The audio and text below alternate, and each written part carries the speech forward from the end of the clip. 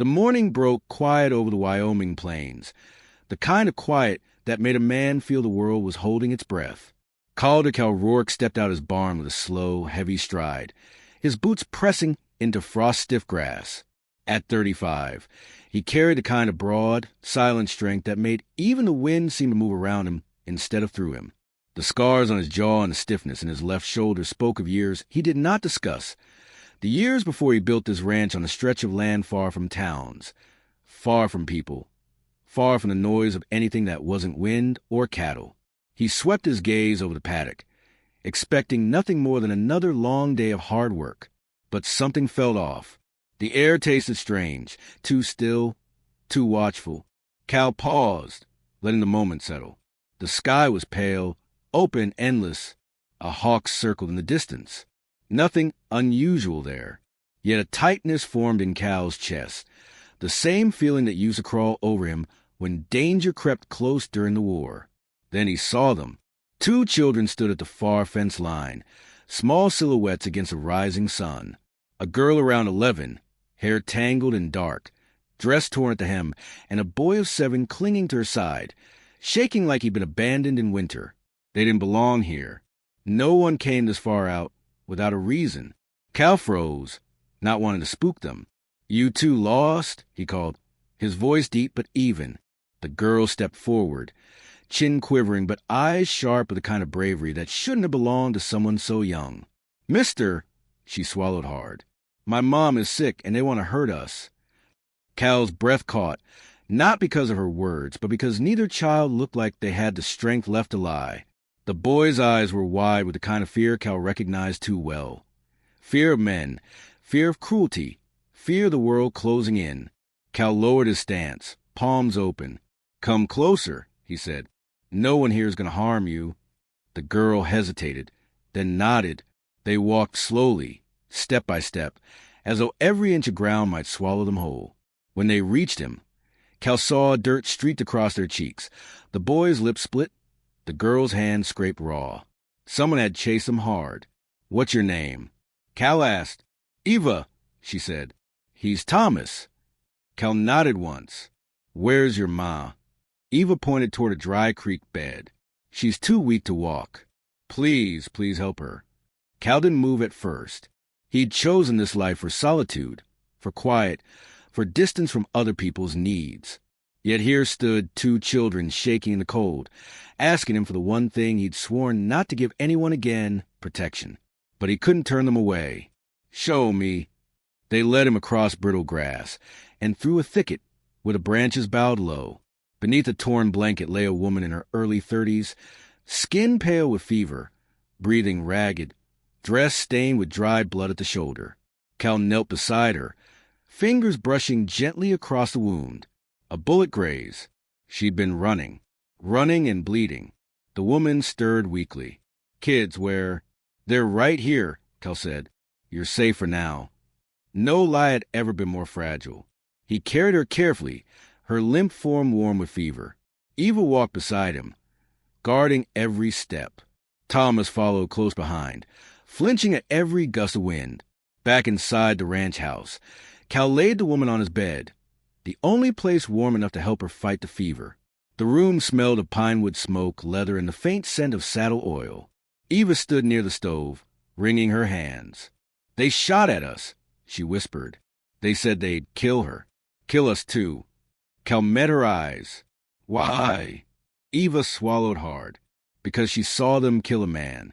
They said she was the only witness." Cal's jaw tightened. Witnesses didn't survive long on the frontier. Not if the wrong men found them first. Before he could speak, Thomas darted to the window. "Eva," he whimpered. "Riders." Cal stepped beside him. 3 figures sat on horseback on the northern ridge, still as stone, watching. The quiet morning shattered. The riders didn't move at first. They simply sat there, studying the ranch like they were measuring how much trouble stood between them and what they wanted. Cal recognized that kind of posture. Men who carried guns not for protection, but because they liked using them. He grabbed his rifle from the mantel, an old war repeater he kept clean even though he prayed he'd never use again. The children stepped back as he moved toward the door. Stay inside, he told them, voice steady. But Eva began. Cal cut her off with a look not harsh but firm. Your mon needs you. He stepped outside into the cold wind. The riders descended the ridge in a deliberate line, dust rising beneath the hooves of their horses. Their coats were worn, guns slung low, faces cut by sun and hard living. The leader, a lean man with a scar running from his brow to his cheek, smiled like someone who'd gotten away with far too much for far too long. Morning, the man called.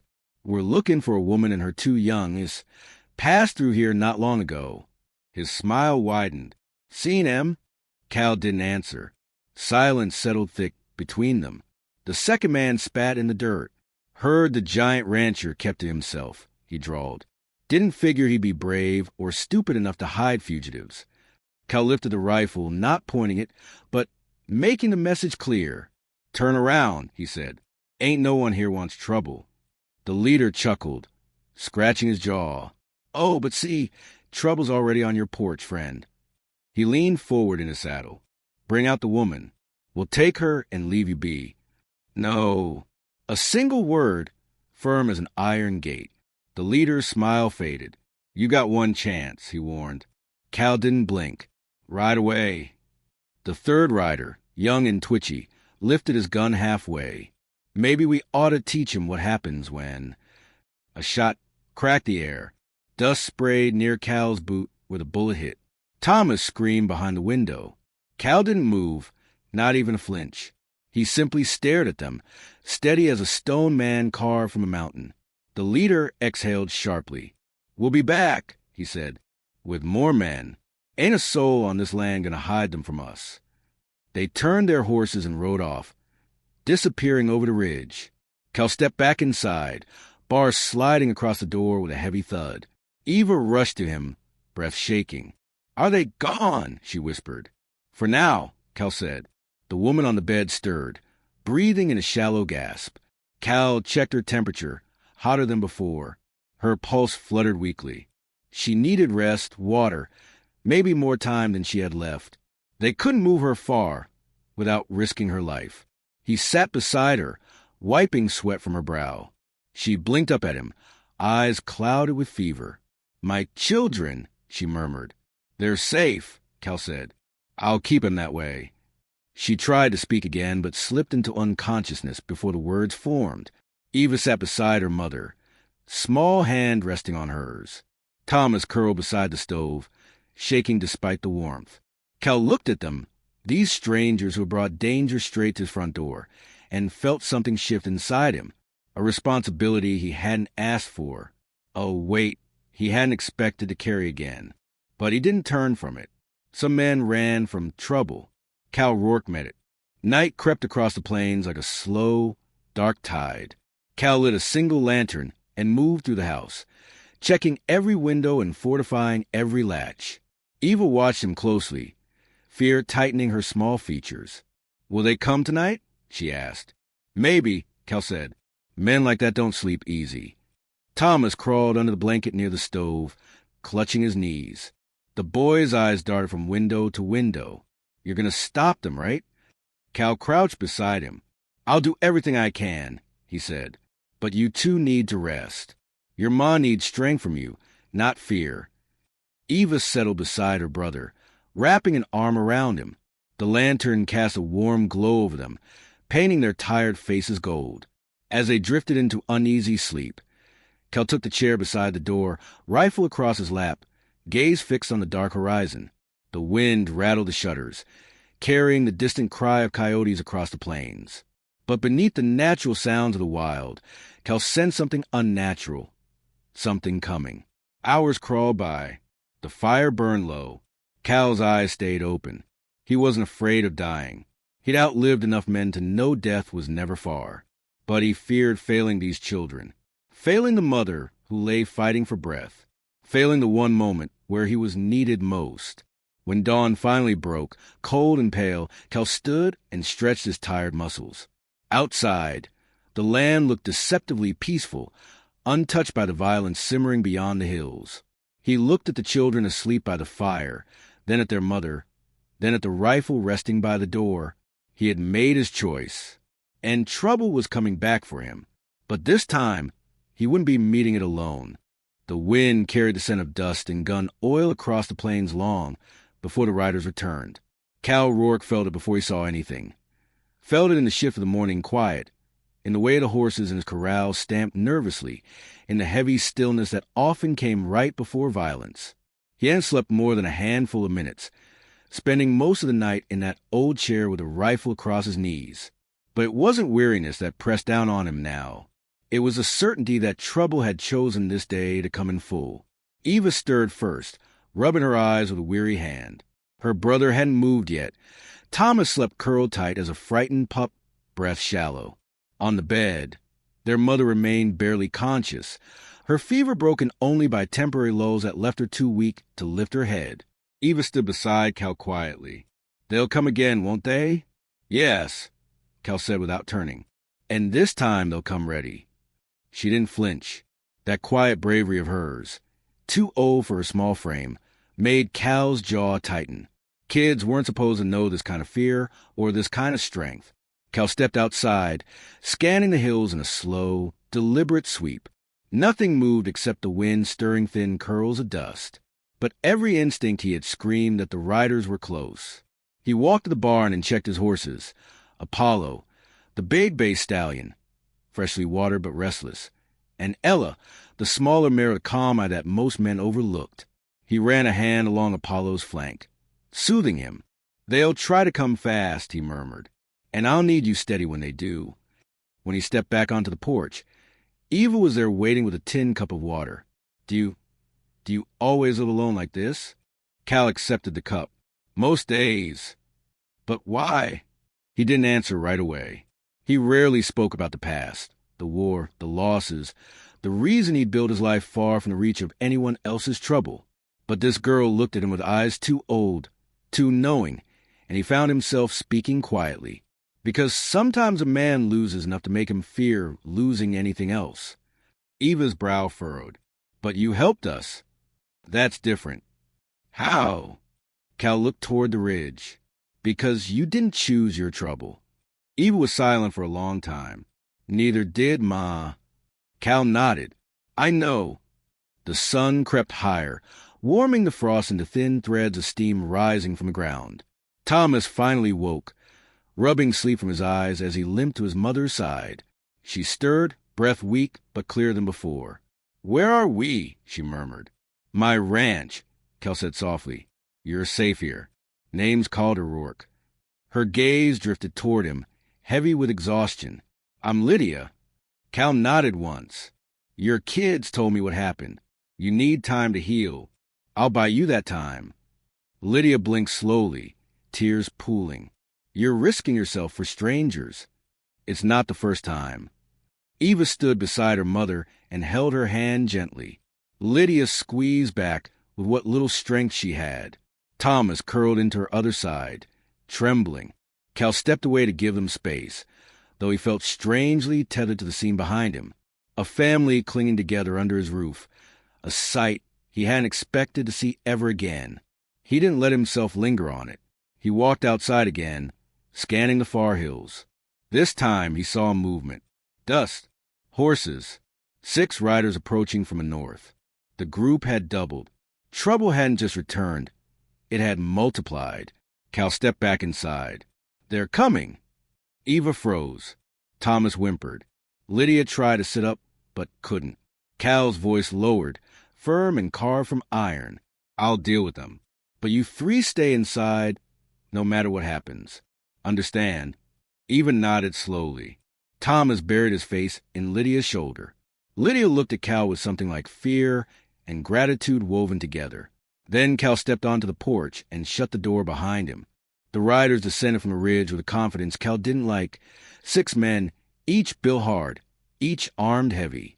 The scarred leader rode at the front, reins loose in one hand, gun holstered low on his hip. He smiled when he reached the fence line, but it wasn't a smile meant for peace. "Thought about what we said?" The leader called. Cal stood at the porch's edge, rifle in hand. "I did. And the answer hasn't changed." Several of the men chuckled. The younger, twitchy one spat into the dirt. We're real tired of your mouth, giant. Cal didn't flinch. You fire one bullet at this house, he said calmly, and I'll drop the man who does it. You got 6 of us out here. One rider sneered. And I've got one good shot for every fool who steps forward, Cal said. The leader tilted his head, studying Cal like he was something interesting. You're one man, rancher. One. You think you can protect that woman? Long enough, Cal said. Long enough for the law to find you. The riders laughed hard, some clutching their stomachs. Law, the leader smirked. Out here? You're as dumb as you are tall. Cal kept his voice even. Last chance. Ride away. The leader leaned forward in the saddle, eyes narrowed. Bring out the woman. She saw something she shouldn't have. And the kids, well, his smile turned ugly. Kids talk too. Cal lifted his rifle slightly. The leader lifted his hand. The moment stretched thin. Then chaos burst open. The twitchy young rider went for his gun. Before the metal even cleared leather, Cal fired. The shot slammed the man back in the saddle, then dumped him into the dust. The other riders jerked, startled. Cal's second shot cracked the air before the first man even hit the ground. Another rider cried out, clutching his thigh as his horse reared. The remaining 4 scrambled for cover, firing wildly toward the house. Bullets punched into the porch posts, splintering wood. Cal dropped behind the water trough, reloaded in smooth, practiced motions. The wind roared with gunfire, dust, and the wild snore of terrified horses. One rider charged toward the porch, firing rapidly. Cal rolled behind a feed barrel, raised his rifle, and squeezed another shot. The man toppled off his horse and crashed into the dirt. 3 left. They circled wider now, more cautious. Inside the house, Cal could hear Thomas crying, Lydia gasping, Eva whispering frantically to them both. Cal gritted his teeth. He couldn't let the riders reach the porch. One of the remaining men tried, circling behind the barn. Cal sprinted across the yard, boots pounding, sliding behind the corral fence. He waited, breath calm, pulse steady. When the rider appeared on the far side, Cal fired. The bullet hit the man's shoulder, sending him spinning from his saddle. 2 riders remained, the leader and his last companion. You're making this real hard on yourself, the leader shouted, voice ragged with fury. Walk away, Cal shouted back. The leader snarled and kicked his horse into a gallop. Cal braced, aimed, prepared to fire. But the companion fired first, a wild shot that forced Cal low. The leader charged straight for the porch door. Cal's blood went cold. Eva, Thomas, Lydia. He couldn't let the man reach them. Cal ran. Hard, harder than he'd run in years. The leader leapt from his saddle, boots slamming onto the porch. He raised his gun. Cal tackled him full force. Both men crashed through the railing, splintering wood, hitting the dirt in a brutal tangle. The leader swung wildly, gun skittering away. Cal's fist cracked across his jaw, sending blood spraying. The leader slammed his elbow into Cal's rib, knocking breath from his lungs. They grappled in the dust, rolling, choking, striking with raw fury. The last rider approached, gun raised. Cal saw him over the leader's shoulder. He shoved the leader aside and rolled. The bullet grazed his arm, burning like fire.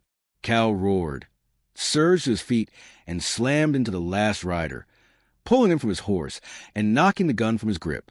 They crashed into the dirt. Cal struck once, twice. The man went limp. Before he could turn back, a click sounded behind him. The leader had retrieved his gun. He aimed it at Cal's back. Cal froze. The leader grinned, blood dripping from his lip. You should have given us the woman. The gunshot echoed like thunder, but it wasn't the leader's gun. It was a single shot from the porch. Cal turned sharply. Eva stood in the doorway, her hands trembling violently around Cal's old revolver. Too big for a small grip, too heavy, too loud, but she'd fired it. She'd fired to save him. The leader dropped to his knees, shock washing over his face as he clutched his bleeding shoulder. The gun fell from his grasp. Cal stepped forward, kicked the weapon away, and grabbed the man by his coat. I told you to ride away. The leader glared up at him with hatred boiling in his eyes. You're a dead man, all of you. Not today, Cal said. He struck him once, knocking him out cold. Silence draped over the ranch at last. Heavy, broken only by the distant rush of wind rolling across the plains. Eva lowered the revolver, shaking so hard it nearly slipped from her hands. Cal hurried to her, gently taking the gun away. You shouldn't have, he began. But Eva burst into tears, burying her face against his coat. He was going to kill you. Cal rested a hand on her back, awkward at first, then steady. You did what you had to. No shame in that. Thomas ran out and wrapped his arms around Eva. Lydia, pale and trembling but conscious, leaned against the doorway, tears streaking down her face. Cal looked at the broken men scattered across his land. He knew this wasn't over. The leader's threats weren't empty. Men like him rode with gangs, with bosses, with worse trouble waiting down the road. But for now, for this moment, the ranch was safe. And Cal realized something he'd been running from for years. He wasn't alone anymore. Not by choice, but by fate. And fate, it seemed, wasn't done with him yet. The sky darkened long before evening came, a low curtain of gray moving over the plains like an omen that refused to be ignored. Cal Rourke stood at the broken fence line, arms crossed over his broad chest, eyes narrowed toward the distant hills where the earlier riders had come from. The bodies and wounded men from the morning lay tied and secured at the barn, waiting for the law to collect them, if the law could get here in time. He doubted luck would work in their favor twice. Behind him, the house was quiet save for the soft sounds of Lydia's labored breathing and the occasional creak of the old floorboards as Eva moved around, tending to her siblings and her mother with hands steadier than any child her age should ever have. Cal watched the hills, but his mind stayed anchored to the fragile family under his roof. They had somehow become his responsibility, whether he'd intended it or not. He tightened the strap on his holster and checked the rifle once more. He never checked it this much in his old life, back when his skill alone could decide a fight. But these weren't ordinary circumstances. He wasn't alone now. He wasn't fighting for pride or claim or land. He was fighting to keep that family alive. The wind carried a thin whistle, cold against his ears. It had changed direction, sweeping from the north, a direction he'd learned never brought good. Inside the house, Lydia stirred. Her voice was faint when she called his name. Cal stepped in, lowering his rifle carefully onto the table. You shouldn't be up, he said. I had to thank you, she whispered, for saving my children and me. Cal shook his head. It's not done yet. Lydia's gaze went toward the window. They won't give up. You know that. I do. She took a shallow breath, gathering strength she didn't have. You don't owe us this. Maybe not, Cal said, but I'm staying anyway. She studied him, as though searching the lines of his weathered face for something unspoken. You've lost people before, she whispered. Cal stilled. Lydia nodded faintly. I can see it in your eyes. A man only watches the world the way you do when he's seen too much taken from him. Cal looked away, jaw tightening. That's a long road you don't need to walk. Maybe, she said softly, but you're walking ours. Before he could reply, the back door swung open abruptly, and Eva rushed in. Her brown hair was mussed, her cheeks flushed, and fear sharpened her voice. Cal, there are riders coming, many this time. Cal's blood iced over. How many? He asked. Eva swallowed. I think 12. Maybe more. They were on the ridge. I saw gun barrels. Cal moved past her with quick, determined strides. He grabbed his rifle, fastened his coat, and stepped onto the porch. The horizon swarmed with movement, dark shapes against the pale sky, the unmistakable tremor of hooves, thunder rolling across the plains. Not 6 riders. Not a scouting group. A full gang. Cal exhaled slowly. They brought a war party. Eva stood in the doorway, gripping the frame. What are we going to do? First, Cal said, you get inside and bar the doors. Nobody opens them. Not even for me unless I speak your names. Eva nodded sharply, rushing to secure the house. Thomas peeked from behind Lydia's bed, eyes wide. Are they here to hurt us again? No one's getting in this house, Cal said firmly. Lydia tried to sit up, wincing. Cal, he shook his head. Don't. Your job is to stay alive. Let me do mine." The gang approached in a tight formation, dust rising in long plumes behind them. Cal recognized the look. Men set on finishing what they'd started, driven by rage, pride, or orders from someone worse than the ones he'd already put in the dirt. He stepped off the porch, rifle in hand. Each step felt heavy, grounded in a quiet resolve he hadn't felt in years. The plain spread wide before him, the ranch stretching out like a battleground waiting for blood to mark it. The riders halted at the outer fence line. Their leader, a tall man with a black coat and cold eyes, stepped forward on a muscular sorrel gelding. "You Rourke," he called, voice echoing across the open field. Cal didn't answer immediately. "You here for the ones I put down this morning?"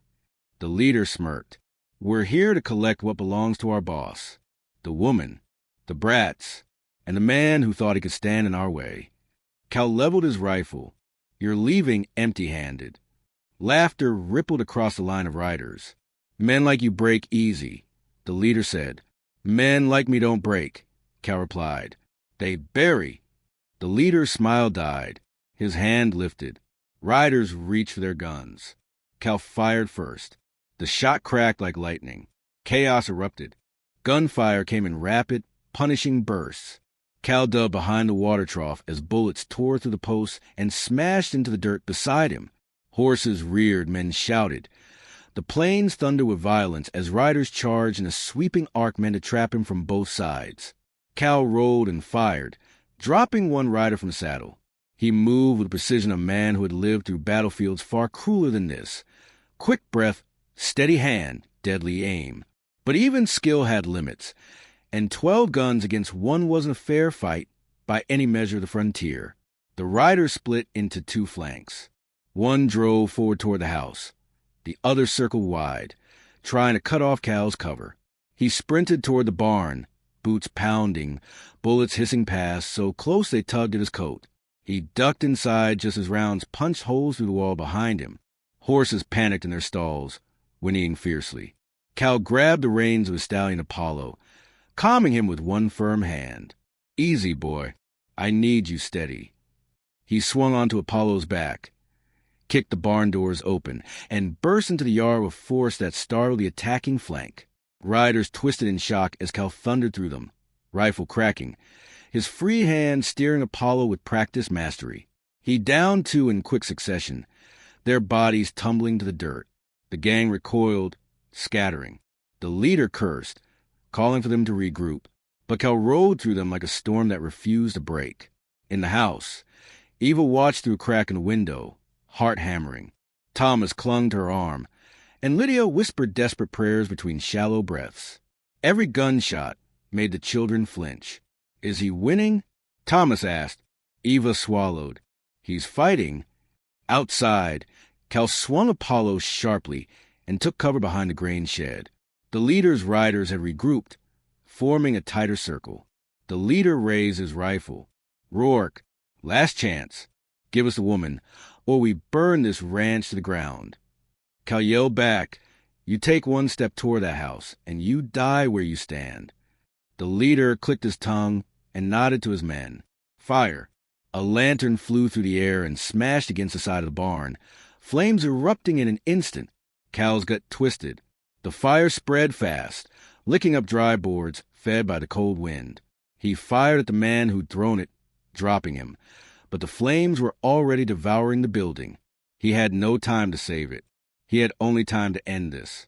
He fired, reloaded, fired again, each shot measured, each one finding a target. But the gang kept coming. Bullets tore into the grain shed, sending splinters flying. One round grazed Cal's shoulder, another his ribs, burning lines of pain through his skin. He gritted his teeth and pushed forward. He wasn't fighting for a ranch. He was fighting for the woman who had thanked him with the last of her strength, for the girl who shot to protect him, for the boy who trembled but trusted him to keep them alive. Apollo charged as Cal aimed at the leader. The leader fired at the same moment. Both shots found their marks. The leader toppled from his horse. Cal nearly fell from his. Only Apollo's strength kept him upright as he pressed a hand to the bleeding wound in his side. He growled through clenched teeth, refusing to fall, refusing to let the riders see him weakened. The remaining gang members faltered without their leader. Some fled.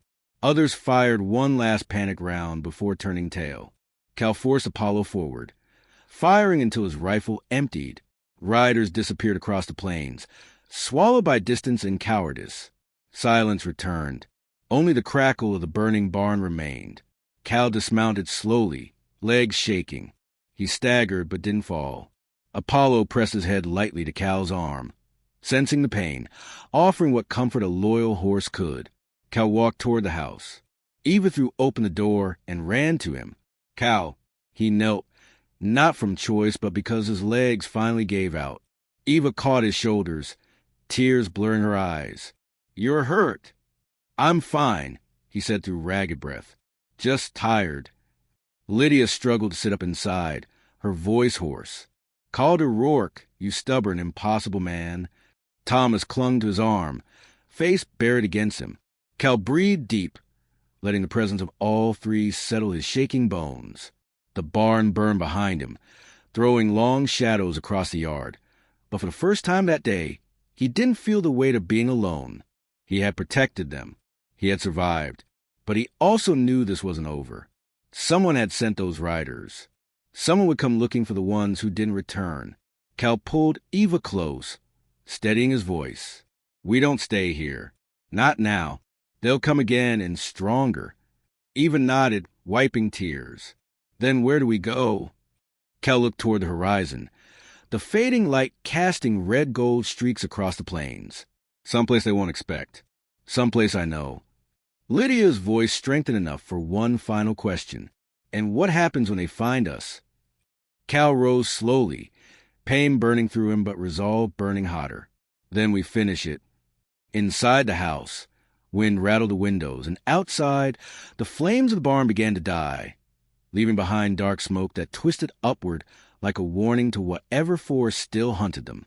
Cal turned toward the family he had nearly died protecting. "This isn't the end," he said softly, "but we'll face the rest together.